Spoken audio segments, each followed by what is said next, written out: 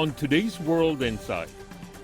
As the countdown inches closer to the 2022 Beijing Winter Games, an Olympics insider and an upcoming Russian figure skater with a lowdown on preparations and training for the Games. And get up to speed on two of China's queens on ice. One is China's first figure skating medalist, and the other is a Winter Olympics Chinese legend who now serves in the International Olympics Committee.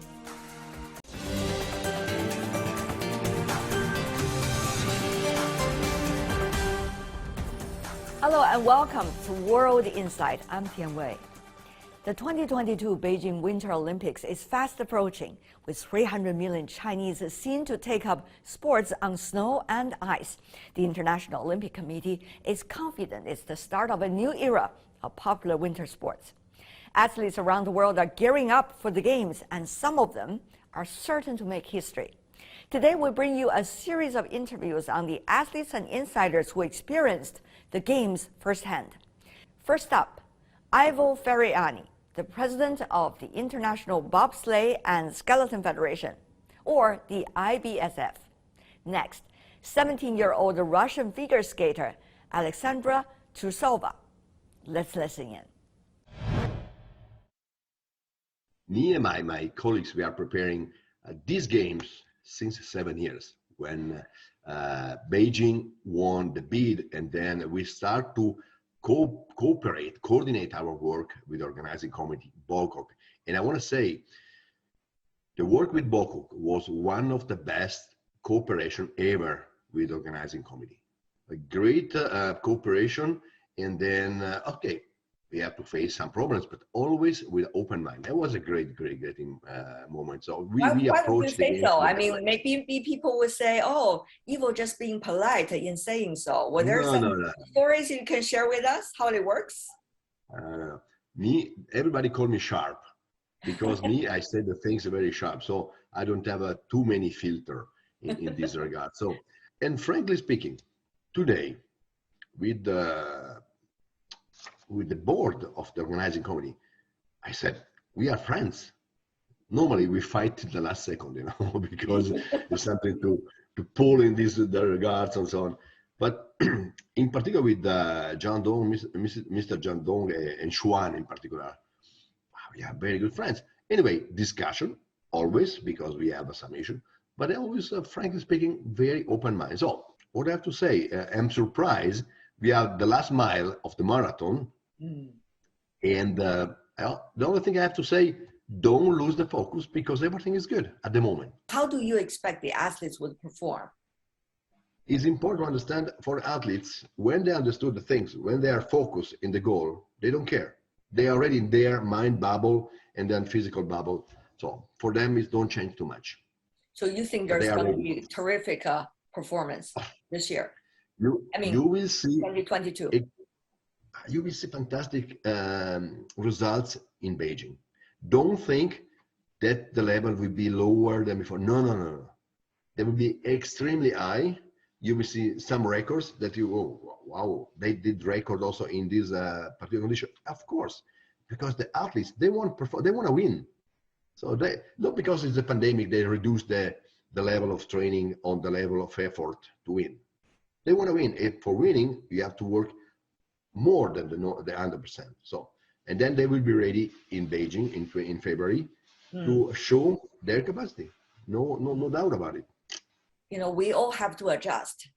The speed of adjusting almost decides on the fate of the speed to succeed in a way. So it seems that you are the first to remind your athletes to be able to adjust and also triumph in a way.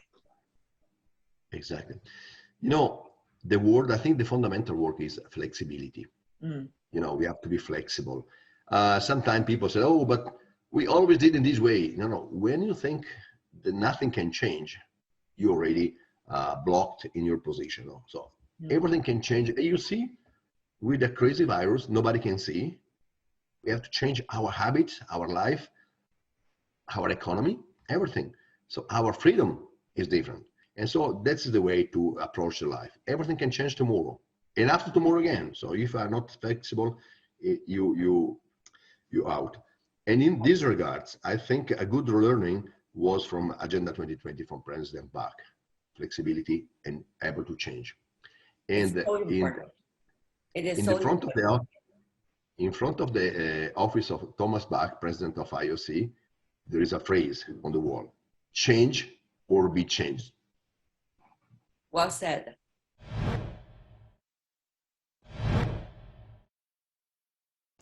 I'm joined now by Alexandra Trusova, who is a Russian figure skater, otherwise known as Sasha. Sasha, good to see you. Greeting from Beijing. You are being named as the quad queen. Just think about that. You've been doing things that almost impossible for female skaters earlier. How did that happen? Tell me more about how you make that happen, Sasha. Мне очень нравится прыгать, учить что-то новое. I love doing something new on the ice, and this is not a big challenge for me. Every time I try to raise my targets higher and higher so that I can reach a higher goal. Больше и больше цель и стараюсь ее достичь. Я знаю, что некоторые мальчики, по-моему, человек 3-4 делают 5 четверных. I know that there are 3 to 4 boys in the world who can jump 5 quads, and in particular Nathan from the US. He even tried to land 6 quads. I know there are people trying to do this number of quads, and I try to catch up with them. And I try to introduce some really difficult and complex things into my program. This is how it happens. You know, Sasha, when you say you want to put something new every time into your program, as athletes, your goal is to do that. But, you know, just to make that transition from already a very high ground to an even higher ground. And sometimes you need to challenge yourself because nobody else in your category has done that before.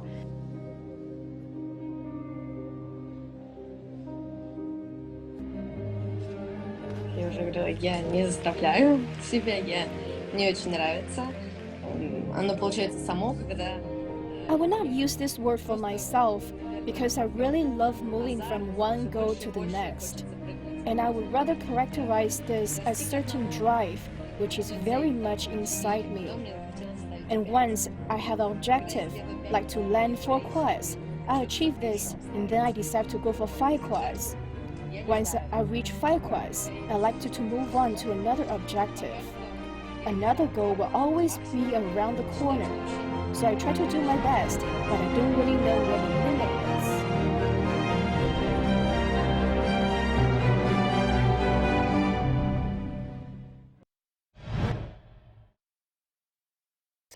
You know, I've been hearing a lot of stories about Sasha, about this girl that has beautiful skills, an enormous amount of energy within a small physique body, a body.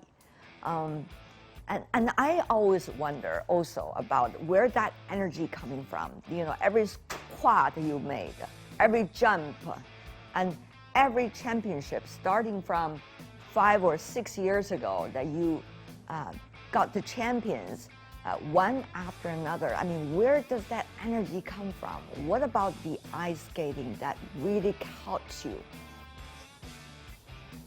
Я думаю, она у меня с рождения. Мне и даже... I would say this energy is found inside of me.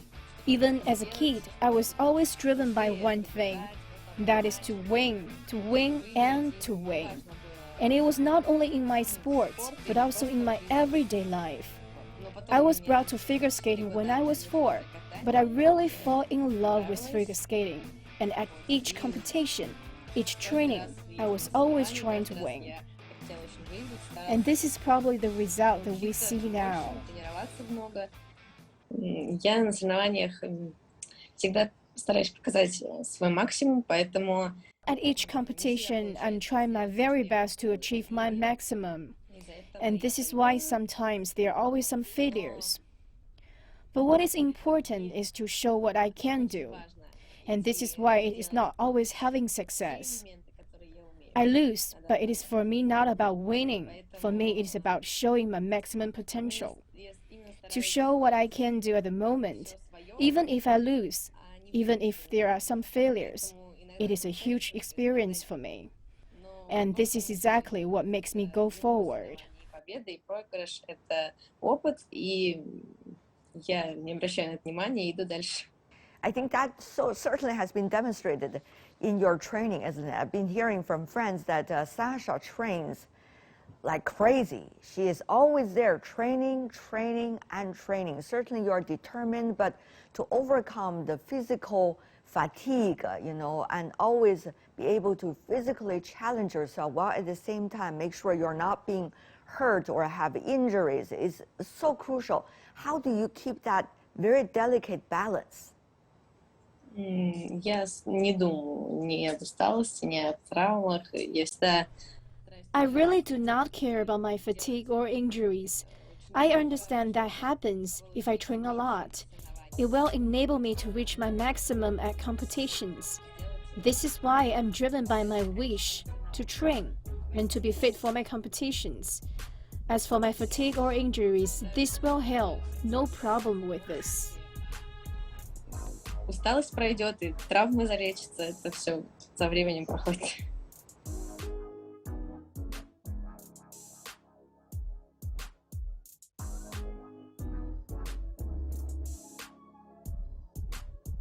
Are you looking forward to Beijing?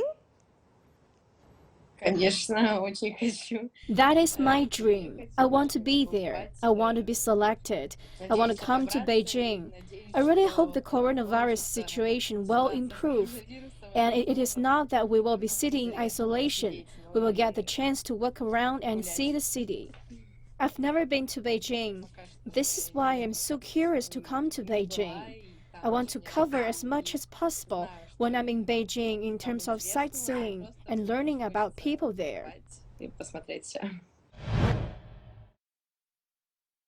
This is World Insight. Coming up, we get you up to speed with two of China's queens on ice. One of China's first figure skating medalists, and the other is a Winter Olympics Chinese legend who now serves in the International Olympic Committee. Stay with us. Welcome back. This is World Insight with me, Tian Wei. Now we bring you up close with two female movers and shakers in Chinese winter sports, Chen Lu and Yang. Chen Lu became the first Chinese Olympic figure skating medalist in the year 1994. And these days she coaches young skaters, including her own daughter, Anna, to prepare for the Beijing Winter Olympics. Next, Yang, who was China's first Winter Olympic champion and a member of the International Olympic Committee, winning 59 World Championship titles throughout her 23-year-old sports career. The Queen on Ice still shines on the snow. As a coach, the founder of a skating academy, and of course, a flag bearer for the World Anti-Doping Program. Here are their fascinating stories. A lot of us saw your passion on the ice, with that piece, Butterfly Lovers, and also The Last Emperor, Rachmaninoff piece as well. It's amazing. People have never seen such an expressive person from China on the ice. Let's just say The Last Emperor. Yeah, that's a very unique program. Before that, not really a figure skater use Chinese music, kind of start that trend. I know that music, like a long time, I really liked it. So I come to my coach and, I wait for a week because I was so scared. Is that a strategy yeah, or what? I was so scared, like she refused, like she said no, So I said, I really want to use this music. And then she said, okay.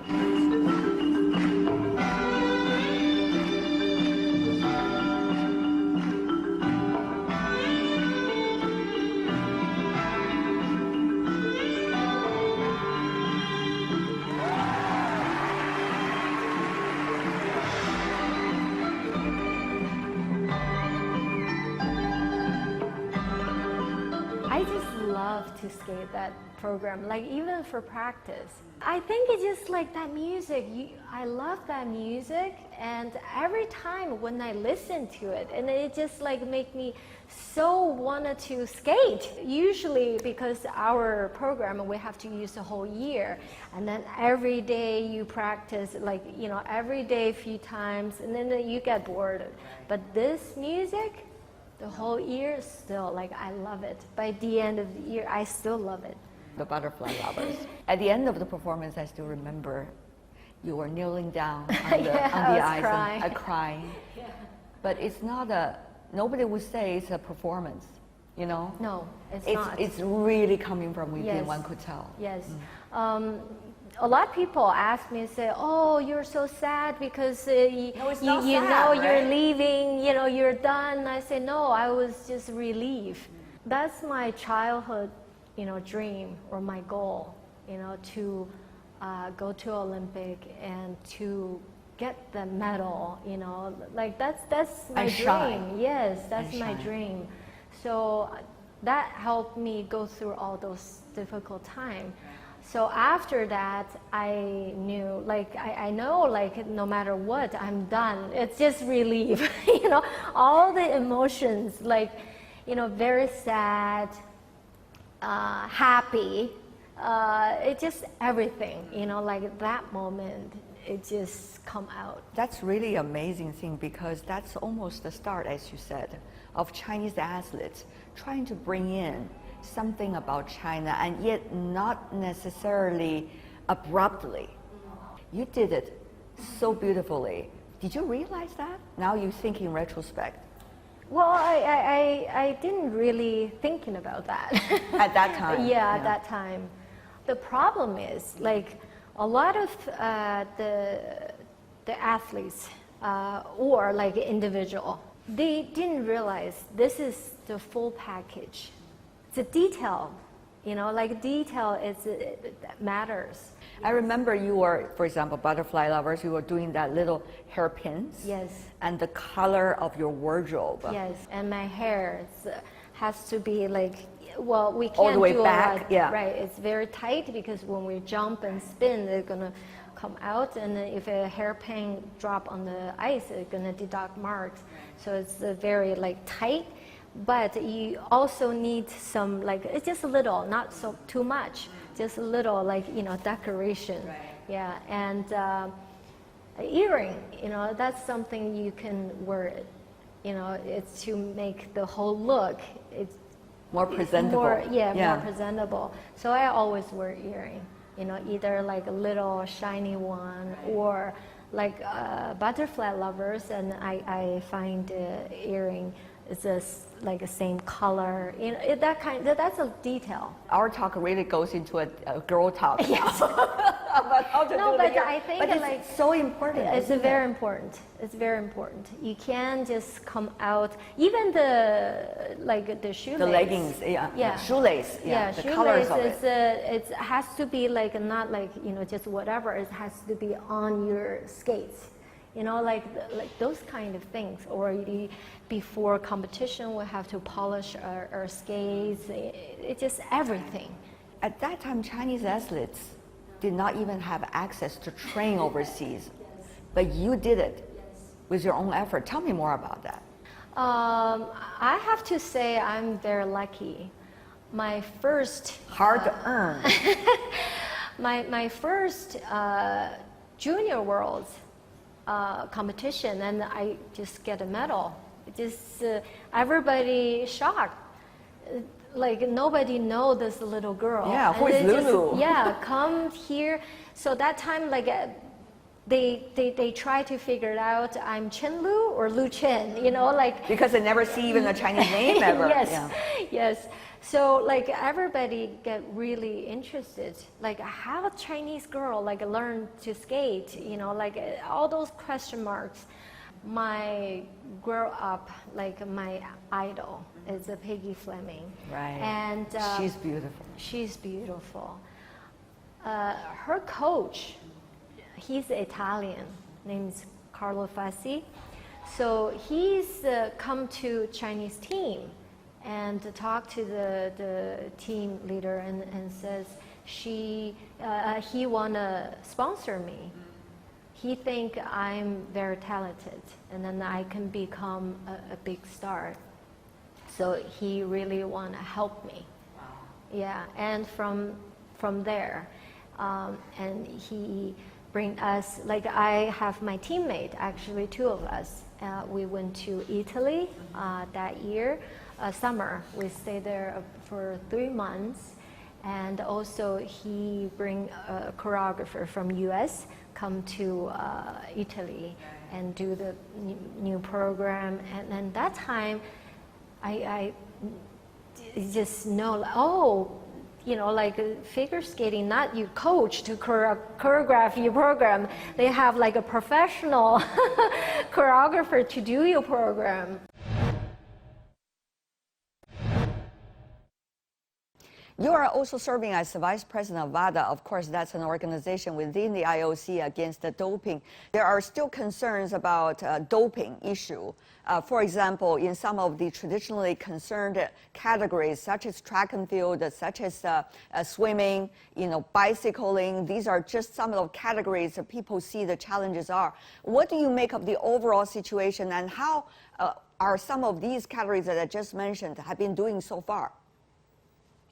We do the test. Of course, all the medalists gonna be tested, and of course, and also we do a lot of other tests as well. And before the games, we have a pre-test.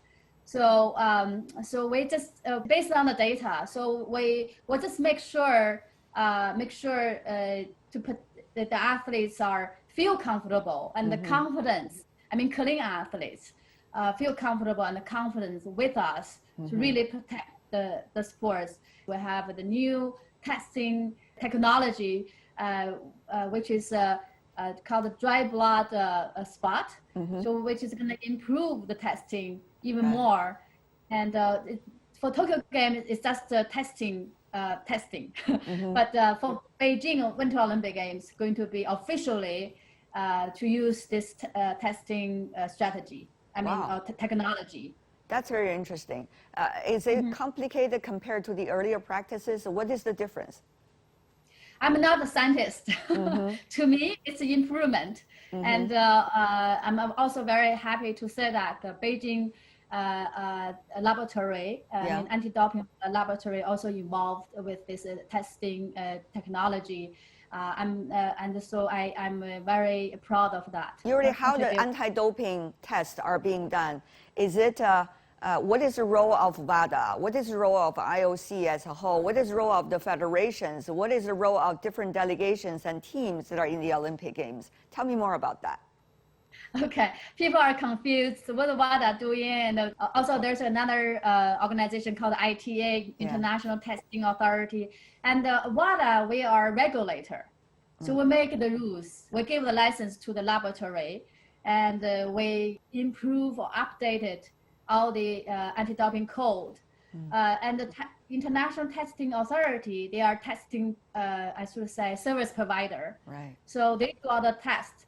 But during the games, we have called IO team, International Observe Team. They are to observe all the doping procedure. Right. Very fascinating. And we expect the same during the Beijing Games? Yes, of course, of course. Other than testing program, we also pay a lot of attention or efforts on the education program, which is my specialty.